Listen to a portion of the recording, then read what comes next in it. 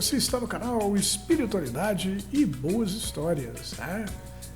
Para você aí que faz companhia pra gente, né, que tem curtido nossas boas histórias, fica aqui o nosso abraço, né, a nossa gratidão, né? Para você que chegou, deu uma olhadinha, viu uma boa história, curtiu, né? Deixa o seu like, né? Inscreva-se no nosso canal, né? Cara, hoje eu vou contar para vocês uma história incrível, né? A gente anda participando dos trabalhos da Casa de Oração Joana d'Arc aqui em Araxá, né? Então, um desses trabalhos, né, a gente foi um trabalho grande, né? É um trabalho que é o final de outros tantos trabalhos que começaram já faz tempo, né? Que aí o pessoal da casa chama de desobsessão, né?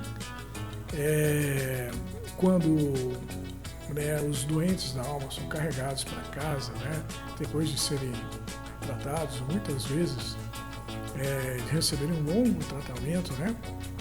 Até eles abrirem os olhos, e na casa, na hora que chega a desobsessão na casa, costuma ser o ponto de virada para aquele espírito doente, né? Então, a história chama O Doce Fruto da Paciência, né? Ela conta, ela fala a respeito, esse trabalho que eu estou falando para vocês, da desobsessão, ele é feito com muitos doentes, né?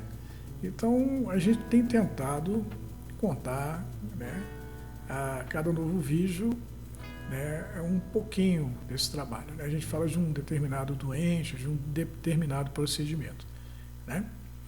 Então começa assim, o doce fruto da paciência. Sima olhou para o lado e viu que Lacan conversava com Freud.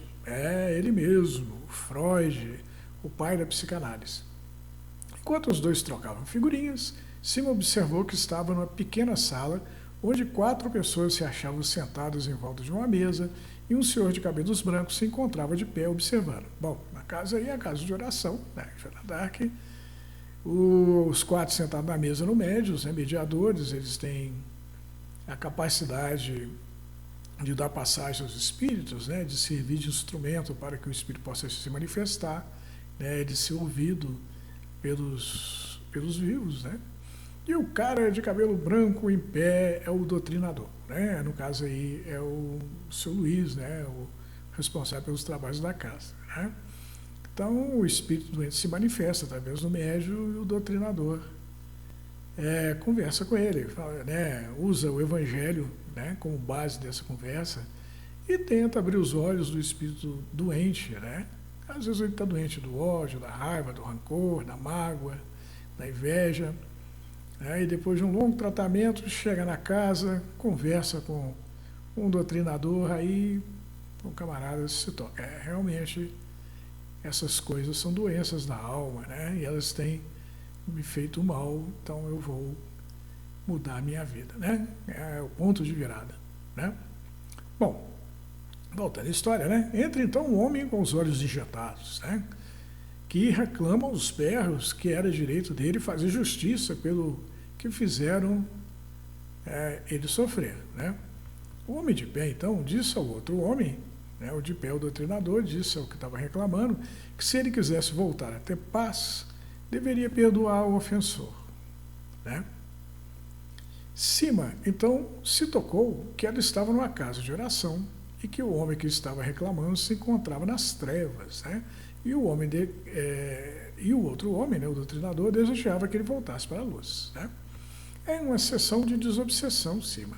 Sima olhou para Freud como se tivesse entendido o que ele havia dito. O doutrinador está vivo e o doutrinado morto. Os 4 da mesa estão vivos também, são mediadores, possuem a capacidade de dar passagem para os espíritos dos mortos, através da mediunidade deles. É que o espírito reclamão pode se manifestar. Uai, mas se eu estou vendo os vivos e os mortos, então eu estou morta? O Freud riu, né? Morremos quando o corpo adormece e o espírito se emancipa, adentrando a espiritualidade, né? Vivendo assim mais ou menos a vida do espírito livre. E ressuscitamos quando o nosso espírito torna o corpo e o corpo desperta. Então a gente morre todo dia, né? E todo dia a gente ressuscita, né? E o que eu estou fazendo aqui? Né? Acima reclama. Freud sorriu um sorriso compreensivo. Você não deixa de ser uma psicanalista porque o seu corpo adormeceu, né? Você dorme psicanalista e adormecida você também continua sendo a psicanalista, só que em espírito, né? Muito pelo contrário. Livre da influência do corpo físico, seu espírito pode ser trazido até aqui para que você possa aprender. Legal, né? Quer dizer, a gente deita lá na cama, o corpo descansa e o espírito vai trabalhar. Com os olhos fixos na figura de Freud, se me esperava pelo resto da história. Bom, aqui é o lugar adequado para se tratar o doente de espírito quando a doença é crítica. Sempre que for assim, que notar que o paciente que está tratando exige cuidados que vão além do divã, que o mal que o aflige é consequência de uma desordem espiritual, assim como a cegueira do homem que acabou de testemunhar, use a oração para entrar em contato com a espiritualidade e cuidaremos do seu paciente numa reunião de desobsessão, onde vivos e mortos se encontram em nome de Jesus para abrir os olhos daqueles que não têm olhos para ver. Legal, né? O que foi que o homem doente não viu? Assim uma pergunta. Levando a mão ao queixo, né? Freud meditou por um segundo antes de responder, que ele jogou fora o precioso tempo usado para correr atrás da vingança, quando a vingança não trouxe para ele nada de bom, em vez de usar bem o tempo vivendo experiências que animariam a alma e fariam com que crescesse emocionalmente, servindo e amando. Encarando cima, Freud concluiu: a espiritualidade é uma ferramenta poderosa para dobrar a vontade de espíritos cujos corações estão endurecidos pelo mal, cego para as coisas boas que fazem com que a vida valha a pena. Os olhos de cima se voltaram para a janela e ela percebeu que um novo dia havia nascido e o sol chamava para a vida. Ela levou a mão aos cabelos e refletiu sobre o sonho que tivera. Algum tempo depois, lá estava Cima abrindo a porta da sua sala no consultório psicanalítico, deixando que Sônia entrasse. Sônia era uma mulher elegante, de nariz empinado, acostumada a andar em cima dos saltos altos. Por favor, Sônia, sente-se no sofá, que vou pegar café e rosquinhas. Cima, como havia dito, chegou para a Sônia com uma bandeja em que havia uma garrafa de café e um prato cheio de rosquinhas cremosas. Depois de colocar a bandeja sobre a mesa diante do sofá, Cima encheu 2 xícaras e ofereceu uma delas para Sônia. O que posso fazer por você, Sônia? Sônia provou do café e mordeu uma rosquinha com gosto. Ah, minha irmã só me traz aborrecimentos. Ela vive enrolada com homens que só querem se aproveitar dela. Enche a cara toda vez que briga com o namorado. Vive me pedindo dinheiro emprestado que nunca me devolve e não sai do consultório do psicanalista, já que alterna surtos de alegria desmedida quando crê que achou o príncipe encantado e depressão profunda quando o príncipe perde o encanto. Cima sorriu, pequeno sorriso. Uai, só, pensei que era você quem queria tratar comigo, Sônia, não a sua irmã. Depois de mais um gole de café e mais uma mordida na rosquinha, Sônia se virou para cima. Olha, eu estou pensando seriamente em me divorciar da minha irmã. E como sou uma pessoa extremamente precavida, sei que a falta dela mexerá comigo. E estou aqui para que você me oriente a sobreviver emocionalmente à nossa separação. Eu sinto lhe dizer, Sônia, mas sua irmã faz parte de você. Sendo assim, mesmo que se afaste dela, que passe a ignorá-la, ela não vai sair de dentro. E a voz da sua consciência começará a ficar igualzinha à voz dela.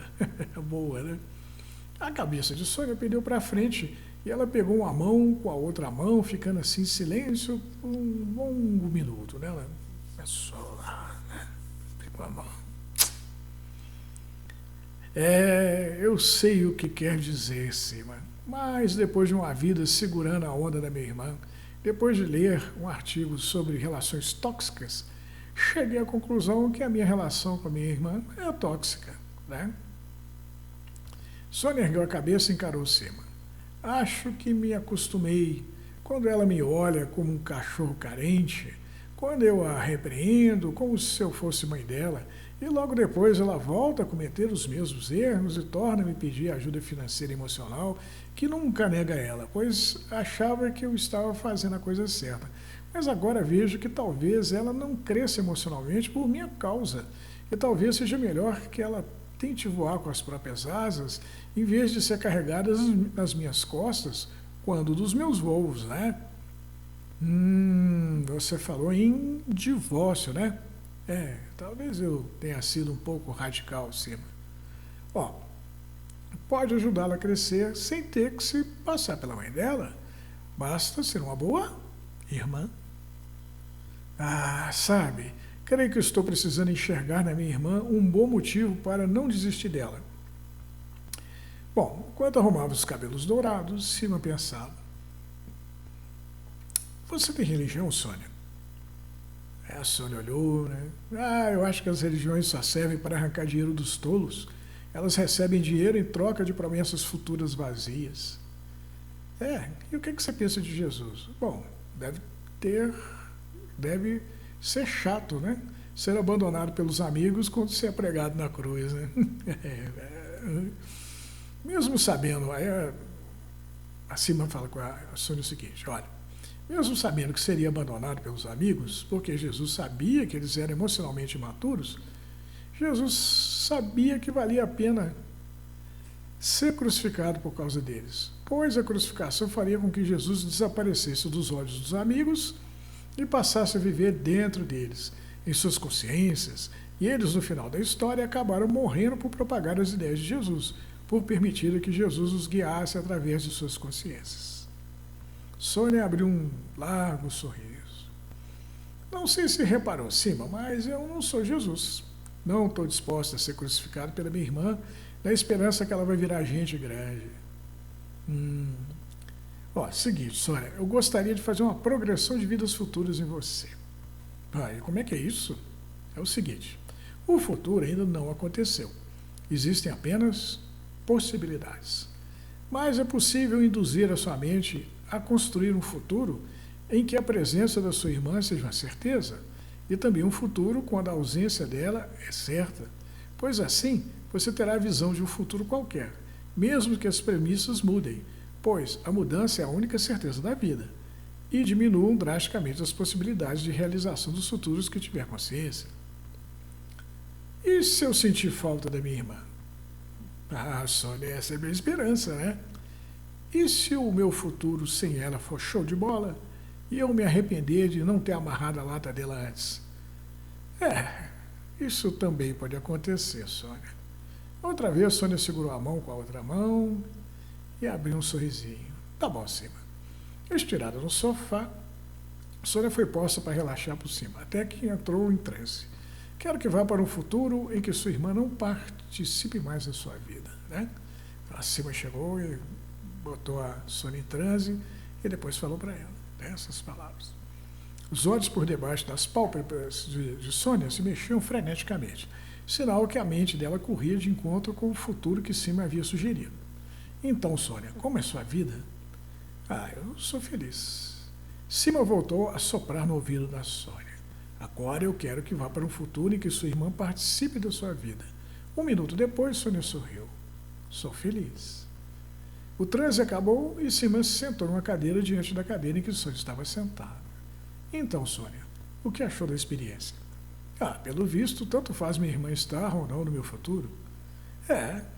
Talvez isso se deva ao fato que a sua felicidade futura só dependa de você. Eu ainda não estou convencida a continuar com a minha irmã agarrada no meu pé, Cima. Você terá que fazer melhor do que isso. Sônia se foi e pouco depois Fernanda entrou no consultório. Fernanda é a irmã da Sônia. Minha irmã quer se ver livre de mim, Cima. Que triste isso, não é verdade? Bom, a Cima fala o seguinte, talvez ela queira apenas que você aprenda a tomar conta de si mesma. Ela sabe que eu não dou conta sem ela. E por que não? Ela é diretora da empresa em que eu trabalho, bem casada, tem 3 filhos maravilhosos, o marido é apaixonado por ela, e de dentro da cabeça dela sai solução para todo tipo de problema. Eu sou assessora dela, mas como ela não precisa de uma assessora, pois não há problema que ela não dá conta de resolver sozinha, na verdade, meu trabalho é apenas puxar o saco dela. Me separei 2 vezes, não tenho filhos e não tem nada dentro da minha cabeça. Se minha irmã não me disser para respirar, fatalmente morrerei sufocada. Quer dizer, a Fernanda dependia de tudo da Sônia, né?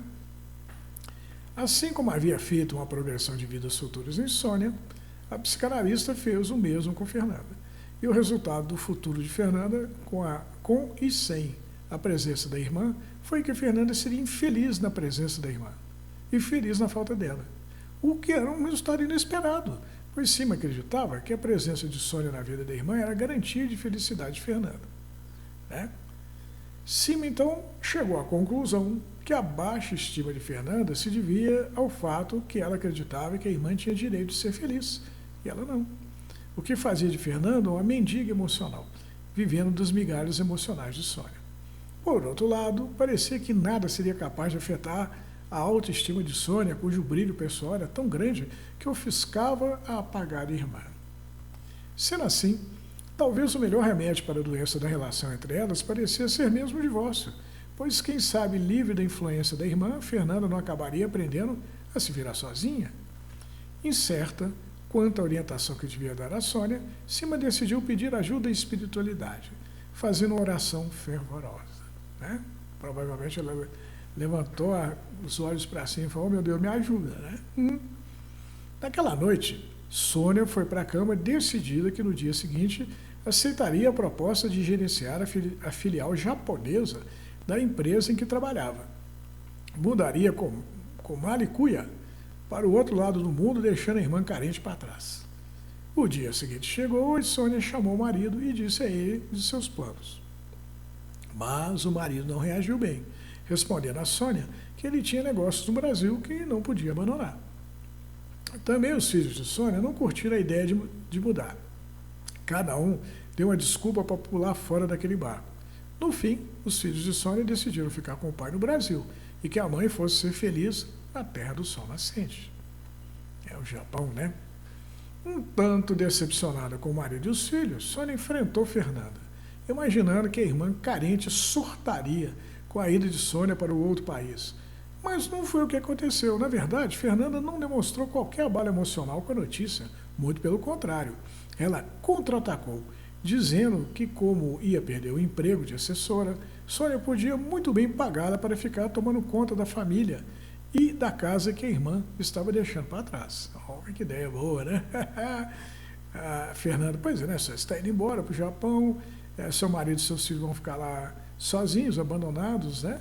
Eu também estou aqui abandonado, então eu vou fazer o seguinte: você me paga que eu tomo conta deles, né? Sônia concordou com a proposta de Fernanda e no fim daquele dia pegou um avião para o Japão. Depois de muita luta, de rodar o mundo gerenciando outras filiais, Sônia se tornou a gerente geral da empresa. Nesse período, os filhos dela se formaram, namoraram, casaram, tiveram filhos. O marido juntou os trapos com Fernanda e pouco antes de Sônia fechar os olhos para sempre, o arrependimento lhe invadiu o coração e quando ela deu por si já era tarde demais. Imenso era o peso do remorso. Ela tentou se agarrar à vida com a pouca força que lhe restava, mas seu esforço foi em vão e seus olhos acabaram se fechando. Pronto, estava tudo acabado. Abra os olhos, Sônia. Ah, mas isso não é possível. Eu estou morta, e mortos não ouvem, não veem e não falam. Vamos, Sônia. Essa voz é a voz de Sima. Sônia tomou coragem, abriu os olhos e viu que estava em uma pequena sala. Havia uma mesa e 3 pessoas sentadas em volta dela, e um homem de cabelos brancos de pé diante delas olhava para ela, né? Vamos, meu irmão, abra o coração. Olhando para o lado, Sônia viu Sima sorrir para ela, empolgando-a a fazer o que o homem pedia, e Sônia decidiu que não haveria problema em um desabafo, pois ela estava morta. Você está morta, Sima? Não. Você que está, Sônia. Mas o arrependimento e o desejo de reparar seus erros podem lhe dar uma nova chance. Pensei que só fosse possível andar pela estrada do tempo usando a imaginação, assim como me fez crer quando fizemos uma progressão de vidas futuras. Tenha fé, minha amiga, pois para Deus tudo é possível. Sônia então abriu o bico, deixando que as lágrimas represadas escoassem. Disse que se pudesse, faria tudo diferente, que daria a atenção que negou para a irmã, os filhos e o marido. Sônia reconhecia que poderia ter se realizado profissionalmente perto de casa mesmo, que não havia necessidade real de ela perambular por todo lado em busca de realização, deixando a família para trás, e que ela havia optado pelo caminho mais fácil, porém o caminho menos desafiador do ponto de vista emocional, o que lhe proporcionou uma enorme frustração espiritual. Tendo aliviado o coração, o homem de cabelos brancos chamou pelo socorro de Maria, mãe de Jesus.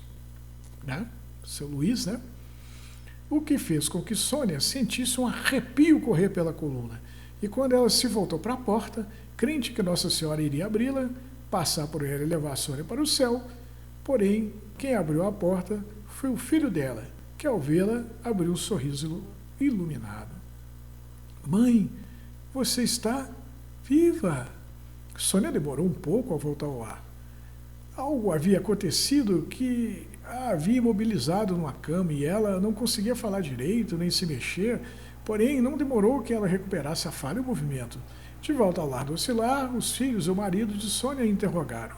Mãe, você não se lembra mesmo do que aconteceu com você? Não, eu não me lembro, né? O marido de Sônia, então, interveio na conversa. Era preciso que Sônia soubesse o que estava acontecendo e ele explicou tudo direitinho. Explicou que ela havia sido assaltada a caminho do aeroporto, onde pegaria um avião para o Japão. Tomaram um tiro na cabeça e estava em coma fazia 10 dias e que os médicos haviam dado o caso dela como perdido. Totalmente recuperada, Sônia foi atrás de Sima em busca de respostas. Sima, a última coisa que me lembro é que eu estava agonizando e sentia o frio da morte e já não tinha forças mais sequer para manter meus olhos abertos. Daí, sem mais nem menos, fui tomada por uma energia nova, abri os olhos e vi que havia voltado no passado, para pouco antes de eu ter partido para o Japão. Né?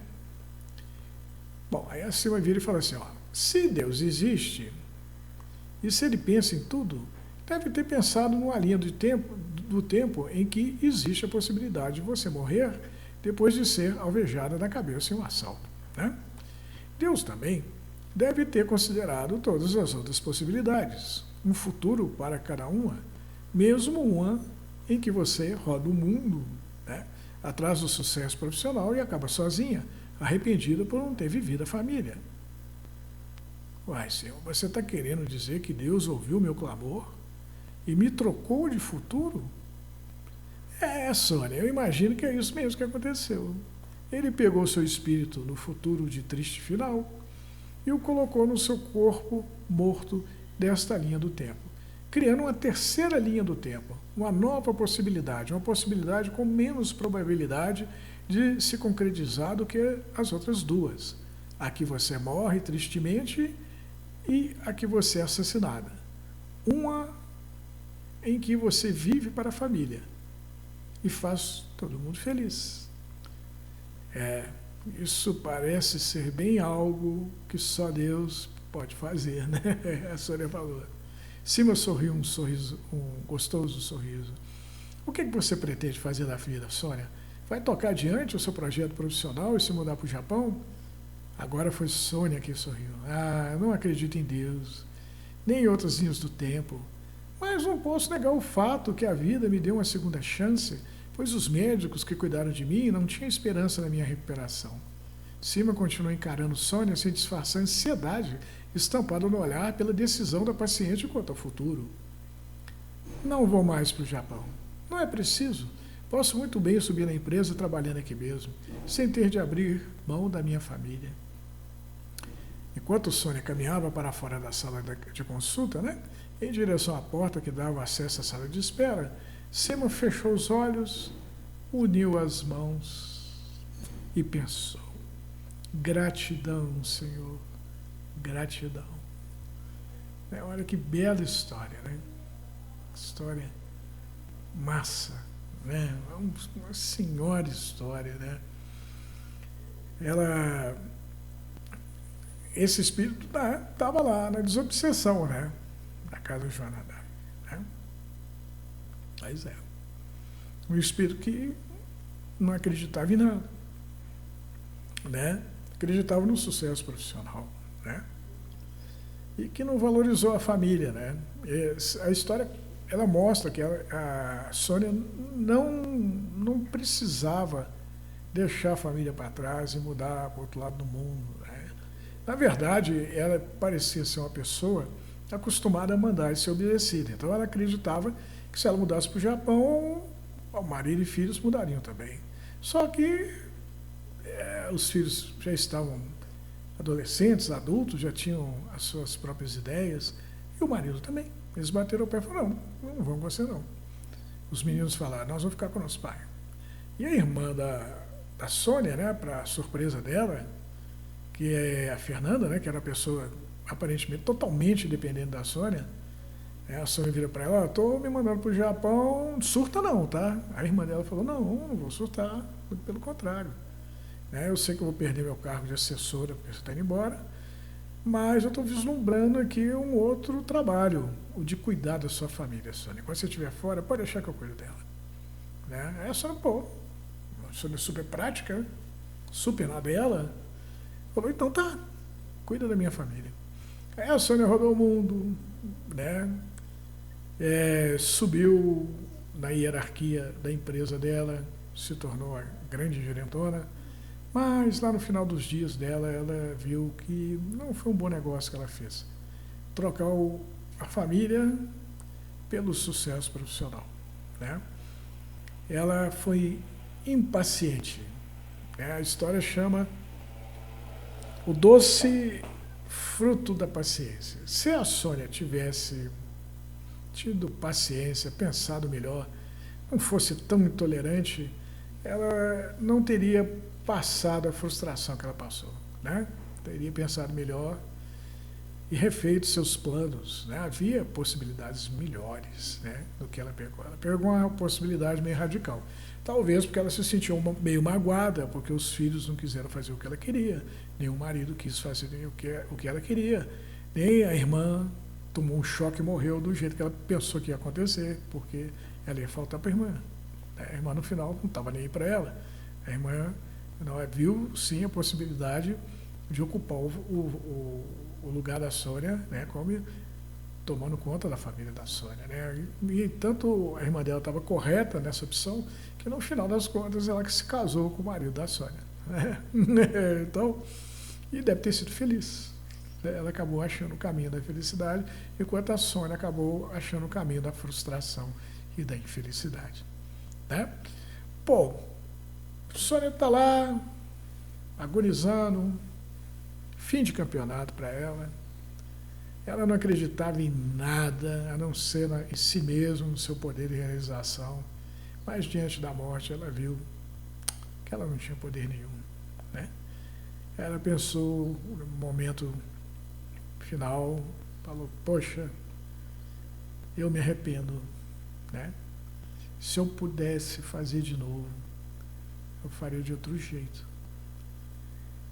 Nisso, o espírito, a Sônia morre, né? Desencarna, o espírito dela vai embora. E aí acima, né? Acima ela trabalha na desobsessão da casa do seu Luiz, né? Ela trabalha lá em espírito, né? Acima, ela é um espírito que trabalha na colônia, né, das Margaridas, no departamento que cuida da saúde mental, né? Tem muito espírito que desencarna, chega desparafusado, né, com a cabeça, com os parafusos tudo solto do outro lado. Então tem que ter uma equipe que cuida disso, né? Ajeitar a cabeça do cara para ele voltar ao equilíbrio, né? E acima ela resolve apelar para a espiritualidade, porque a Sônia pede para cima uma opinião a respeito do que ela deveria fazer, se ela deveria se divorciar ou não da irmã. E assim eu falei, não vou opinar, né? Esse não é o meu papel, né? O meu papel, né, é cuidar do equilíbrio mental das pessoas, né? A minha situação aqui é a fazer com que a Sônia e a Fernanda, que são irmãs, né, se equilibrem emocionalmente. E, a partir do equilíbrio, elas mesmas vão tomar decisões sensatas, né? Uma vez equilibrada a pessoa, né, a sensatez volta, o bom senso volta, né? Bom, aí a Sônia, lá no futuro, morre, desencarna. Aí o espírito da cima vai lá, pega o espírito da Sônia, né, amando de Jesus, de Deus, né, trazer ele para o passado. Mas não é o passado, aquele mesmo passado que a Sônia havia vivido, não. Ela trouxe a Sônia para um passado alternativo. Um passado em que a Sônia toma um tiro na cabeça num assalto, lá provavelmente na linha vermelha do Rio, lá indo para o aeroporto, morreu a Sônia, né? O corpo não morreu, né? Mas o tiro foi suficiente para dar um choque no corpo, de forma a expulsar o espírito dele. Então o espírito da Sônia foi embora. E o espírito presente da Sônia foi embora. O corpo, uma vez estando desocupado, acima jogou o espírito da Sônia do futuro no corpo presente, né? E aí aconteceu um milagre, né? Deus, ele é bom nesse negócio. Ele pegou a Sônia do futuro, que estava frustrada, botou no corpo da Sônia do presente alternativo, né, que havia ficado vazio pela morte da Sônia no assalto. E assim ele deu uma chance da Sônia fazer de novo e fazer diferente. E provavelmente a Sônia foi muito feliz. Ou mesmo que não tenha sido, o pedido dela foi atendido, né? E ela recebeu uma nova chance. Deus sempre dá uma nova chance para a gente, né? Mesmo que ele tenha que mudar o espaço-tempo, né, mexer nas linhas do tempo, as linhas paralelas, ele dá um jeito. Quando ele enxerga no nosso coração o arrependimento sincero e a vontade de reparar nosso erro, né, ele move montanhas, né, e mares para a gente poder ter uma chance de fazer certo, né? Não é assim que um bom pai faz com seus filhos? A gente é pai de família e sabe disso, né? Pois é, eu achei essa história fantástica e ela mostra, né, o que é feito lá na desobsessão, na casa existencial, né? Que tipos de espíritos. A Sônia, no caso, ela não acredita em nada e mesmo assim, né, ela foi acolhida lá e tratada e orientada, né?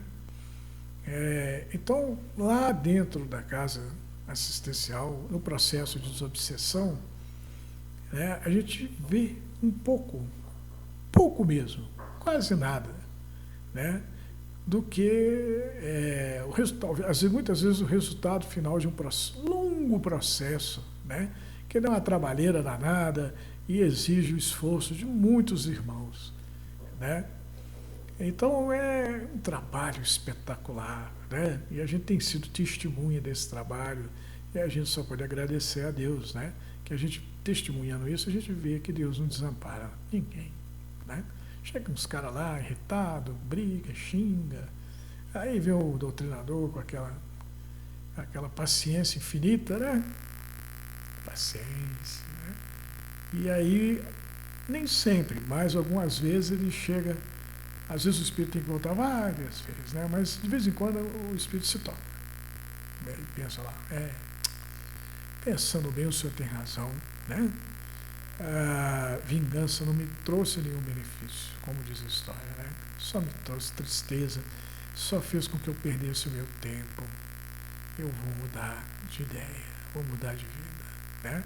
Nessa hora que acontece doce fruto da paciência, que o doutrinador e sua equipe e todos aqueles que estão por trás se alegram, né? É quando se faz luz naquele mundo sombrio em que é o nosso irmão preso lá nos sentimentos ruins, né? Ele volta a enxergar, né? Ele volta a caminhar pelo caminho da luz. Show, né? Fique com Deus. e até a próxima boa história.